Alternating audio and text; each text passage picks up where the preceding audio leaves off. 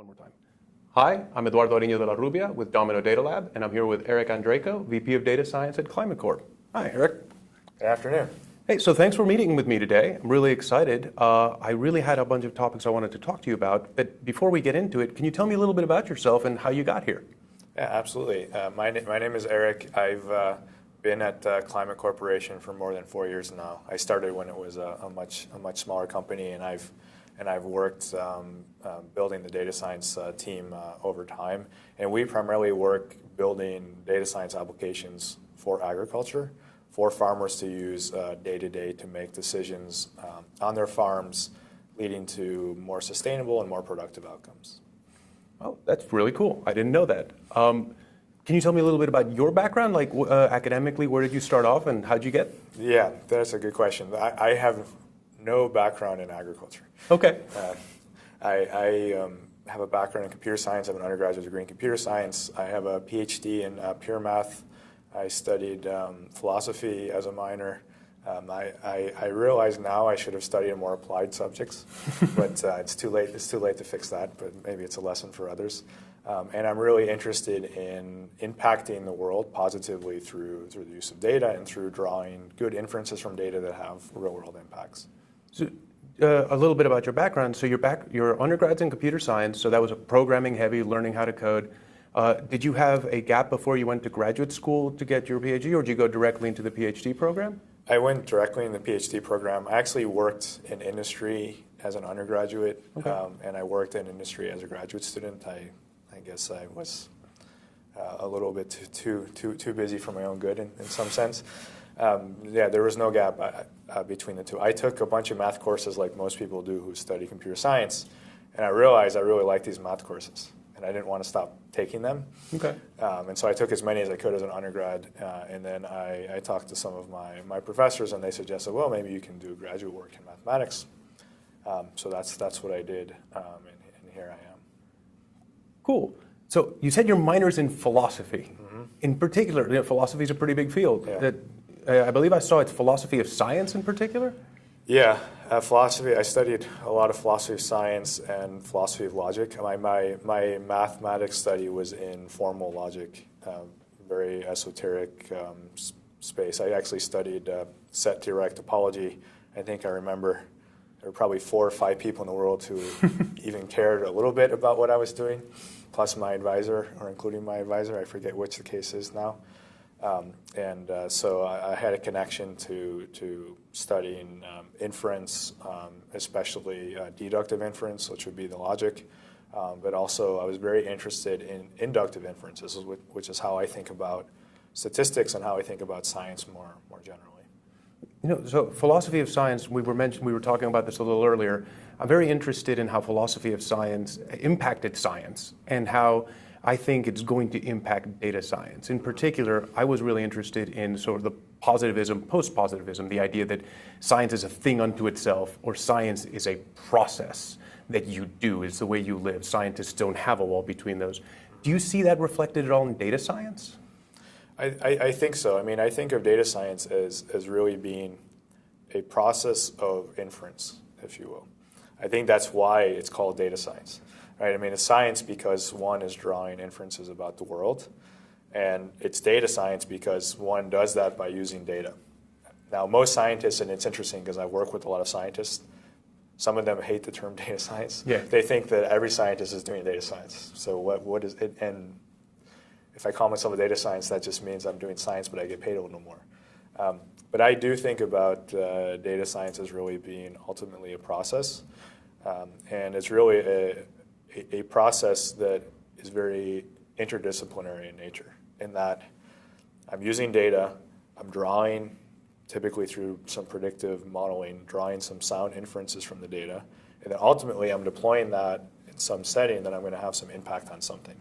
And typically that's an impact on a decision, or it's an impact on some activity, but it's really a whole integrated system that has at its core some science. You were talking, it reminded me of, I think it's Dijkstra's quote, that computer science isn't about computers any more than biology is about microscopes. Mm-hmm. It's one of those things that you're saying, if I'm hearing you right, that data science is about data, but it's also about the integrated process and the multidisciplinary nature. In your experience, is that just at your organization, just across the board, data science is a multidisciplinary endeavor? Yeah, and in fact, you see that kind of in the way that we do work here at Climate in our teams. We typically have found a lot of success having teams that are interdisciplinary in nature. So we have some people who are data scientists but come from a more science background, like soil hydrologists. So they study soil hydrology, they build models of hydrology, they understand all these complex causal dynamics, they understand a lot of the domain. And then we have other data scientists who are, say, statisticians by training. So they don't understand much about hydrology, although they're typically interested in learning more. They understand a lot about analyzing data, building mathematical models that are going to produce good inferences from that data, make good predictions, assessing those models, selecting those models. And you typically get what I found as a magic in combining those two skill sets together. I think it's very similar when you think about any applied problem in data science. You have somebody, or typically some understanding of the domain of application, which could be a business domain, for example. I understand how the marketing data is collected. Yeah. I collected it, I know which data you should trust, which data you probably shouldn't. I know which columns are kind of bogus, which ones are maybe interesting. And then combining that with a skill set that really understands how to build models, how to test models, and how to validate and make sure the models are going to work in the appropriate domain of application. So you mentioned skill sets, and this is something that if you're on the internet, people are very interested in the skill sets that it takes to be a data scientist. There's probably 1,000 Quora questions about, if I do this, will I be a data scientist? Right. Like, what are the questions that people will ask me if I'm interviewing to be a data scientist? You're in a position that you've been exposed to a lot of different data science across a bunch of different domains. When you think about data scientists, so what are the skills? What do people that do data science do and love, and what makes them data scientists? Yeah, I think that's a good question. I think there's kind of a data science ideal that I've seen, and it's really a unicorn. A unicorn. And if you only look for these unicorns, you will typically end up disappointed. And that's be a brilliant software engineer, programmer. You can build distributed systems, in your sleep. Be a brilliant mathematician and statistician, by the way, depending on what you're both, depending on what you're doing. And then also, be brilliant in understanding the business domain, understand all the nuances of the business strategy and everything else. Be a brilliant communicator, be able to tell stories, be able to set a vision and direction, and get people to understand the complex work you're doing. So do all those things brilliantly, and you'll be a data scientist. Is that all? That's all. And so typically, people will have some, dimensions and skills, some range of skills along those dimensions. And what I think is important is not trying to find individuals that are kind of ideal along all those dimensions, because they just don't typically exist, but to find teams and organizations that are going to be effective along all those dimensions. So is there a skill that you believe is critical to be a data scientist? So I have a theory that there's all these skills are interchangeable, but there's just a couple that you kind of just have to have. They're table stakes. They're par for the course. For example, I think you have to have some level of programming. Right? Would you agree with that? Yeah, and that's actually a debate you sometimes see for people who are more traditional statisticians, or people who are scientists and maybe trained more in the past than more recently. Is, do I have to be a programmer? Well, I mean, it's like asking the question, I'm a biologist, do I have to know how to use a microscope? Well, yeah, you kind of do, because if your day-to-day work is going to involve using this kind of tool, you should ideally know how to use the tool well. And programming is just a very sophisticated tool for helping to manage data ultimately. Yeah. Do you believe that data scientists all have to have a high level of academic pedigree? No, I don't think so. In fact, one of the most critical skills a data scientist can have is in understanding the need, understanding kind of the business problem ultimately, and being able to communicate to the partner and influence the partner from their work. So it's not enough to build a beautiful model. You could build a beautiful model. It can be deployed in a beautiful computational system. It can work perfectly, and it can be academically all perfect, but if it doesn't get over the goal line and be deployed and ultimately have an impact, then the job's not done. And a lot of that last element really comes down to communication and understanding. It also comes down to a sense of aesthetic. That's something that I found, is that data scientists have to have some level of aesthetic sensibility. Yeah, I agree, because what I've found is that there's kind of a power to narrative in terms of explaining what you're doing. People understand stories. Yeah. I mean, humans understand stories, at least the ones I talk to. And so there seems to be a power to a narrative. And I think that's where this aesthetic quality comes into play. And I think it comes into play from a visual sense. If you can tell a visual story with data, people tend to understand it. They can see it. And I think that's kind of the appeal of some of these infographics is it really tells a narrative in a way that's very effective. And I think having an aesthetic sense helps one to be telling these narratives. Yeah. It's funny the way you sort of narrowed in on the narrative. You're saying that, it made me wonder. I wonder if people think that data science, one of the reasons for the explosion of data science is big data or computation. I wonder if it isn't actually the other way around. It's that by creating the ability to make it facile to make these narratives, we drove the desire to tell better data stories. Is that something that you've seen, that actually being able to find a good story sort of spurs a desire for experimentation or analysis? Absolutely, I think so. I mean, I think if you think about data science as being kind of, there's two sides to the coin. There's one where you start with a hypothesis. I think this is happening. Mm-hmm. Then you go look at some data, and then hopefully you can answer the question, yes or no. And there's another side, which is more, I think, which people will call data mining, which is I've got a bunch of data. There must be something interesting in here. And then what is the interesting thing? And I think that it's that discovery process that I think lends itself to these. If you can tell a narrative from a discovery, mm-hmm. and the narrative always includes, I think, and this is an interesting scientific element, always includes suggestions of causation and why. Right? Yeah. I found this, and this makes sense because I can tell a story why this would be happening. And that story may or may not be true, but it's nonetheless interesting typically. There's also a side, of course, that no data science atom or thing stands in a vacuum. It has to be conveyed, it has to be communicated, and it has to be peer reviewed to a degree, right? Even if you're publishing, this is our marketing data, or in your case, this is some agriculture information. Do you think that there's something about that entire idea of the community analysis and feedback that ties into just the scientific process and the data science process?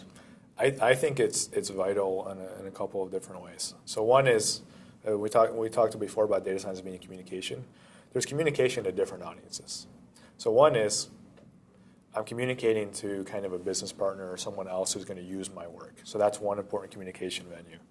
And I think producing artifacts through one's work, being able to reproduce them, building confidence that you are doing that well and you're following kind of a disciplined approach is very important to build trust with that kind of partner and communication. But that's not the only communication that's happening. One is you're probably communicating with yourself in the future. Yeah. It's very infrequently that I don't go back to something I worked on before and then really wish I had done a good job of documenting what I was doing, documenting my assumptions, and laying everything out that was easy for me to go back to the work.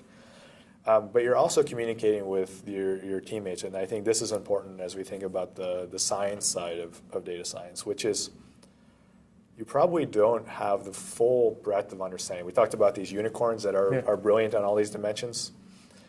The team is the unicorn. And so being able to draw in different people into your work effectively is vital to get good results in my experience. So let's talk about teams for a minute. Yeah. Right. So at Domino, I say that if you can get away with a single data scientist, you're very fortunate, right? If your business requires only one data scientist, your life is easy. Right. Well, that's usually how it starts, with one. That's how it starts, and people can scale that pretty well. There's some pretty bright data scientists out there that scale real well. But there's this thing that happens at 2 and 3 and above. So the building of data science teams is something that I think the industry is still struggling with. Like, how do you build it? How do you make sure that you have enough diversity and diverse perspectives, literally in every sense of the word? You've done a lot of work with the building of data science teams. Can you talk a little bit about what is your philosophy for building a data science team? Yeah, I think it's really to be thinking about the team in the organization. So you start with one individual. If you can find a unicorn and start with a unicorn, great, but they're going to sleep, and there's only so many hours in the day, so they can only do so much. And then typically these things build in phases from in my experience, from what I've seen.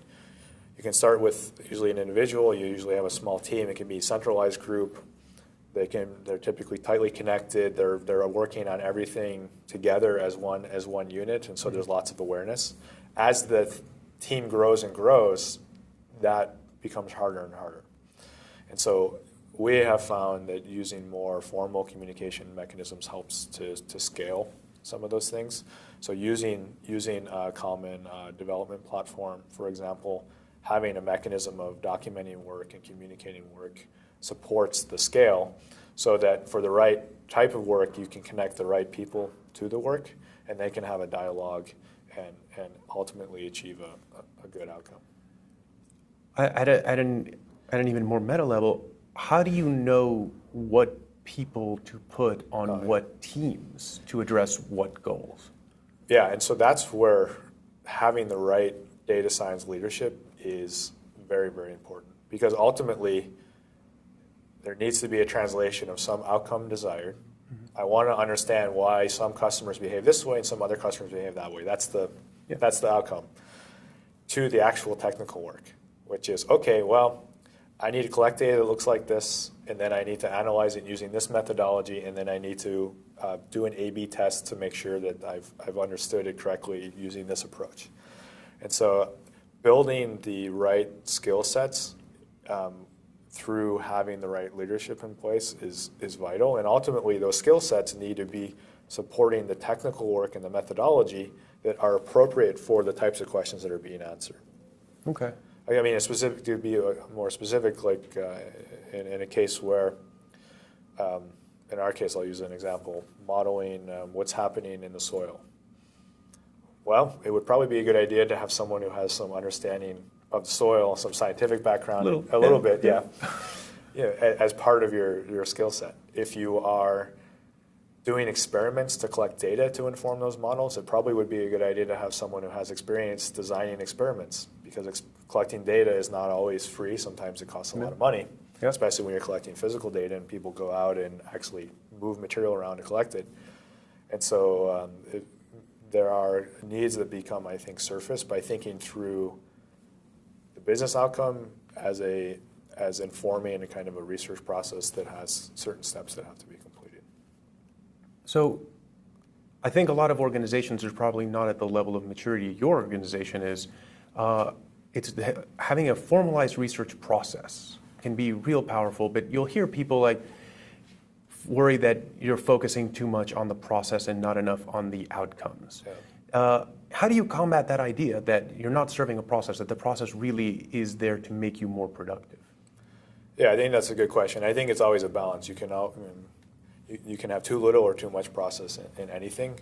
I think the short answer is that I have seen it done without a lot of process, the quote-unquote wrong way, a lot, and it's not as fast as one would hope. It's certainly not fast when you solve the wrong problem, because you didn't have enough of a process to understand the problem. So you go away, you build a great model, but it doesn't meet the need. That's not typically very fast. It's also not fast when you solve the problem incorrectly. And it's especially dangerous when you solve the problem incorrectly and you deploy it, and then you realize it's incorrect. Yeah. And I have seen more than I would have liked, but many, many cases where very subtle issues have come up in developing solutions that could have been avoided by having a little bit more process, and especially having more peer review. Mm-hmm. Having someone who understands the data do a review and tell you, no, that they don't use this column because it's actually a target leak, which you didn't realize. Yeah. Or ignore these observations because we collected the data differently and we don't think it's safe. Or reviewing the methodology, and this is where I think statisticians have a big part to play, which is you think you're actually making a prediction here, but really this prediction won't work in practice because the population will have changed, or there'll be Sure. something else that will have changed, and it's a subtle statistical issue. External validity and internal validity. Yes. They're real. They're real, real right. concerns. Yeah, and I think what's interesting is there's a lot of cases where you can just kind of say, well, I'm going to do an A/B test. I'll get a bunch of online learning. So it doesn't matter so much as long as my online learning system is working, which I think is true to a point. But there are some applications of data science, like say in medicine, where you really do need to know before you get to that stage if it does or does not work as you think it works, and that if you have or have not captured the right things in the right way. I think the other element there is when you are typically presenting results to a decision maker, and I think this is true in lots of different domains, it's not uncommon to get asked the question why. Yeah. So if other people have already reviewed your work and have already asked the question why, you're typically better prepared to answer those questions than to be surprised by it in an opportune moment. Yeah, you don't want your first why to be in the boardroom. That's right. You don't want your first why to be in the boardroom, and you don't want your answer to be, well, I never thought about that. Let me get back to you. Yeah, that's probably not going to work out real well. Yeah. So, we were talking about processes, and in order to support processes, you need infrastructure. So if you're talking about a process where, as a data science team is going through different steps and you're going to have to build into it some sort of automation, and you're going to have to make it easy to either have review or reproducibility. These are topics that I think are really important in data science that I think really set data science apart from a lot of other fields. Can you talk a little bit about how you view sort of reproducibility as being part of data science and the same for automation? Yeah. I think the automation is just par for the course in some sense. I think it's just a good practice. It's a good practice and that's why I think software is an important skill to have in doing data science. It's good practice because you're going to be doing similar things again and again. You're going to collect some data. You don't want to be collecting the data manually because that's an error-prone process. It's time-consuming. I never met a data scientist who likes that part anyways. Yeah. So that is something you want to be automated. You also want automation so that you can support iteration because you're probably going to do slightly different variants of that. You're going to engineer different features, build on them, and that all requires automation. And then I think from the reproducibility standpoint, that's important for supporting iteration, as we just talked about. And also I think it's important in supporting communication to your peers and your peer reviewers, for example, supporting further extension, where maybe they're solving a similar problem but not an identical problem, and they want to take and reproduce your work and then modify it to meet their needs. And also building trust with stakeholders. We talked about the importance of being able to answer the question why in the boardroom. Worst thing than not being able to answer the question why that I have seen is to come back to the boardroom and tell them, oh, that number I gave you last week, it turns out I made a mistake. I can't reproduce that number anymore, but I think the new number is better. Trust me. Oh. And that's the quickest way to erode trust is not to be able to give the same answer consistently. It's funny, you've brought up trust a few times, and that's something that I think is probably not explored enough in data science literature and in discussion. You have all these different stages to the data science process, from ingestion to exploration to cleaning and all of that. Does trust play a part across the entire data science process and across the different steps? Yeah, I think it does. I think skeptics are a good thing, and I think data scientists should be skeptics. So good data scientists I've seen when they get data, if there is a problem with the data, they will find it. They don't take the data at face value. They look at it, they understand it. Why does this column have this range of values? Why do the observations look like this? Why do I see this distribution? And if you do a good EDA process, for example, that's to build trust in the data. When you get past that stage, then you can use the data to actually build models. So I think trust has a place there. I think the other element to trust is in supporting organizations at scale requires that you trust that the person's work you can actually rely on and use to extend. And if you have a review process, that builds a lot of trust. I know this person does good work because I reviewed their work before, I gave them feedback, they took that feedback into account. And so I know that I could use a model or a library they built and I can apply it to my problem. I don't have to go in and reinvent the wheel. So that trust helps scale in that way. And then The other thing I wanted to maybe touch on a little bit is with trust with people who are the partners or the customers of the data science products, say a business partner. We talked about trust from reproducibility, but I think the other element there that data scientists sometimes I think have issues with is they expect to be trusted unilaterally, and they expect the data to be trusted unilaterally. And actually, we talked a little bit about philosophy of science before, but one thing that I learned I think is very useful here is to think about people as subjective Bayesians. They have some prior beliefs. Yeah. They're probably different than your prior beliefs. And when you show someone some data or you show some outcomes of an analysis of data, they're not going to shift their beliefs straight onto the data. It's going to be interpreted relative to wherever their prior is. And some people may have priors that have very narrow variability and may not move a lot. Mm-hmm. But that's just, that's how science is done, if you ask me. And that's how it works in the real world. And so I think that's another important aspect when thinking about trust. So you said that's how science is done. That reminds me of the structure of scientific revolutions, right? Mm-hmm. Is science a process of just moving forward, or is science literally, these massive jumps that happen? In data science, I think it's been a little bit of both, right? I think that the state of the art in data science has been little steps and it's been massive jumps all over the place. But I want to change topics slightly. I wanted to talk about how organizations can work with their data science teams.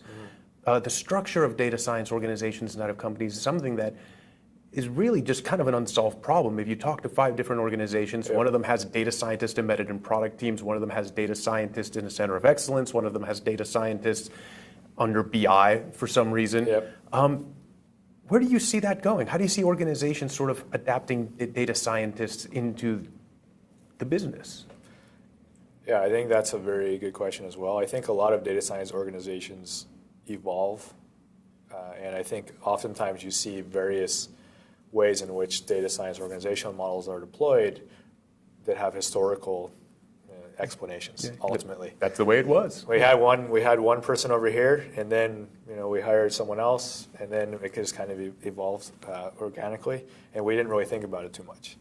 And I think up to a certain point that works reasonably well. What typically happens is that people start with some kind of centralized model.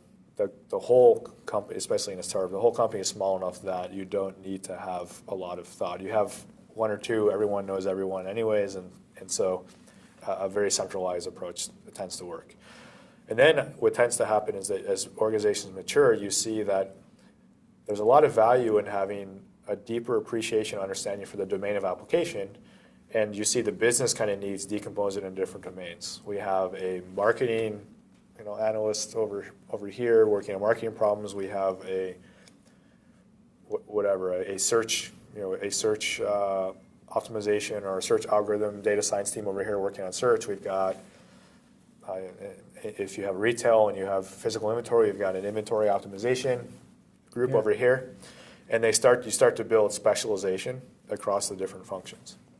And then what typically happens in the next wave is that you realize that they're too dispersed, and you have some more of a contraction where you want to make sure that you have common practices, that these teams you can have talent rotation between teams, you have career development, you have continuity kind of a business, and you set up some mechanisms to have more of a community and less of a federated effort.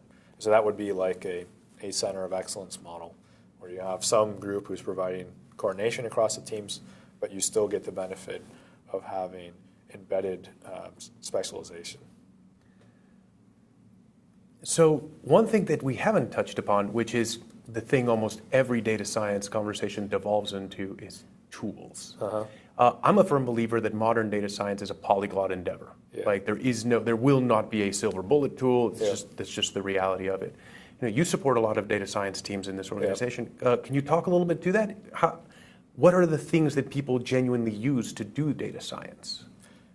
I think it needs to be polyglot, and that's just one because there are a lot of tools, and people will have experience and exposure to a lot of tools coming into the organization, and 2, because there's, I think, the no free lunch theorem applies to tools. Yeah. And also, I think that different tools are going to support different types of collaborations, including collaborations you may have externally. So we use a lot of different tools here. We have a pretty broad range of applications. We have people working on mechanistic causal crop models that were developed in Fortran over the last 20 years, so they use a little Fortran. We have other teams who really like Python, and they have libraries that work very well.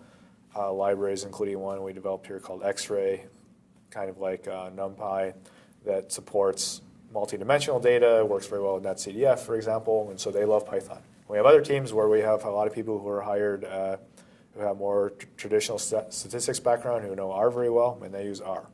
And so I think what's important is to not have too many tools, but to allow some writing tools, because it's going to evolve over time. And to have not a single tool as a solution, but to be really thinking about an ecosystem that supports collaboration, that supports reproducibility, that supports different languages, and that allows for connectivity to data, which is typically different every place as well, and really creates the kind of the technical ecosystem that you need to allow people to be effective. So one thing that I find interesting is the difference between the data engineering pipeline and the act of actually getting big data potentially and transforming it and storing it, and the data science process. And I think there's a lot of confusion as to where one stops and the other begins. And there's a lot of confusion as to one is engineers and one is data scientists. Can you talk a little bit about how you see the difference between data engineering, data science, and how engineers and data scientists can collaborate? Yeah, I think it's important to think about it as a continuum. I think the reason people have a hard time dividing them is because it's really kind of a continuum of activities. And I think it's even more confusing because a model is something which produces data. Mm-hmm. So the output of a model is just more data, which then has to be engineered in some sense. And so one thing that we found that I think is useful to be thinking about is to be thinking about it as a continuum and to make sure that there is really collaboration. We talked about having interdisciplinary teams before in terms of the science perspective, but I think the same thing applies to making sure you have data engineers who are working very closely with the data scientists, and you're avoiding these over-the-wall handoffs. Because most implementation problems tend to be caused by an over-the-wall handoff.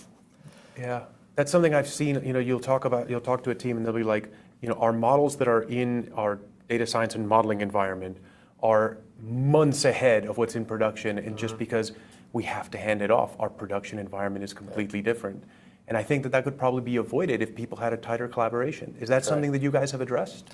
Yeah, I think it is something that we're definitely thinking about. We continue to see more and more collaboration. The more collaboration we see, the shorter the interval between model development and deployment becomes. And collaboration is not the only thing I think that helps shorten that.